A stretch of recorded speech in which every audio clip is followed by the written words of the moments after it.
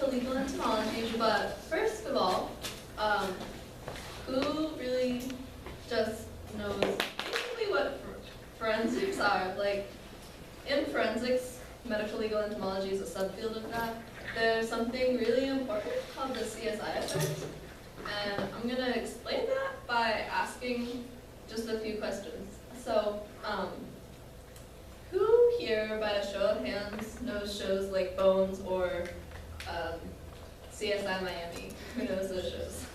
Okay, now, if you think from those shows you have at least a slight understanding of what forensic science is, raise your hand again. Okay, and if you think you know absolutely nothing, raise your hand. Okay, to the people who had their hand up, that is the CSI effect. And it's the real problem in forensic science. It's where people, especially people on the jury, think that they know these things about forensic science from watching the TV shows.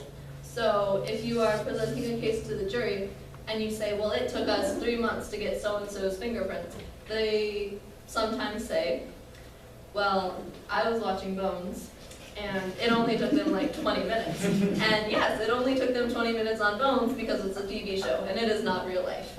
They only have 40 minutes to solve the entire case. So that's just the basic background on forensic science and the CSI effect, which is mainly the big thing that we'll be talking about if you ever take a forensic class. Now, medico-legal entomology, which is my big field, is the subfield of forensic entomology, where you actually interact with the insects and how they interact with the body at a crime. And there are other fields where you can interact with the insects that, like, if they infest a building, or if you work for a food processing company and bugs are found in the food, that's a whole other subfield of forensic entomology. But medico-legal entomology is where it actually has to do with the body. And this can be used to determine the site of injury, the PMI, and where the victim was killed, which is something I'm kind of going to talk about more. But most importantly are the insects present, because that's what the entire study is based off of. They come to the body for several reasons. They need to feed on the proteins in our body and in our blood, and actually to reproduce. By feeding on the proteins in our body and in our blood, that actually causes the blowflies' genitalia to develop. They can't breed if they don't feed first.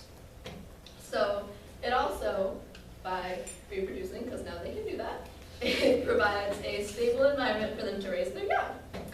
And what's really, really cool is like their whole life cycle and everything. Where is this slide? Oh. Okay, anyways. Background a little bit. I guess I missed a slide. The main insect is the blowfly, or Diptera californiae, which is in this slide. This is their eggs, tiny little bitty eggs, that they will lay on the body after feeding, and they can get to the body within minutes. They have a very, very strong sense of smell for the body, and it doesn't matter if it's human or animal. It doesn't really matter to them. But they will lay their eggs in any open orifice, which plays a really big role in finding the site of injury. But the 3 larval stages are called instars. There's instar 1, instar 2, and instar 3, which then they are pupae, and then they hatch, and the whole life cycle begins over again. Now, determining the site of injury, these are kind of gross, by the way, determining the site of injury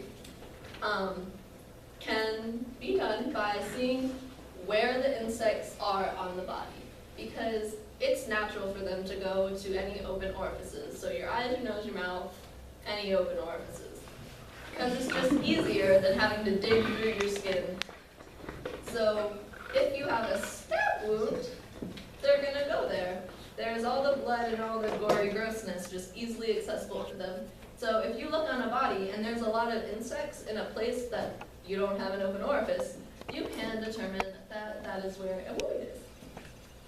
Now next is the PMI, which is the Post-Mortem Interval, and that's really the most important thing that forensic entomology and medico-legal entomology can give you. because it can actually give you a fairly good timeline of when the person died to when they were discovered. So if you find the body and there are already like pupal cases, so they've already hatched and become adults, you know that one life cycle has happened. So they've been there long enough and they've been dead long enough for that to happen. So by observing all of the insect activity on the body, you can find out how long someone has been there. But this can also be affected, like it said in the slide with the life cycle, by the temperature, because insect activity lessens when it gets colder.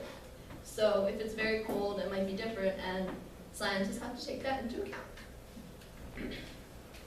And it can help you know if the body was moved, because if you're observing a body and it has insects that you wouldn't commonly find in your area, you can look at it and you can say, well, these aren't from where I'm from, so this body was probably moved from somewhere else. And it can also help you know if they have been reburied, like if the killer went back and they were like, oh, that's a really bad grave, I'm gonna bury them somewhere else.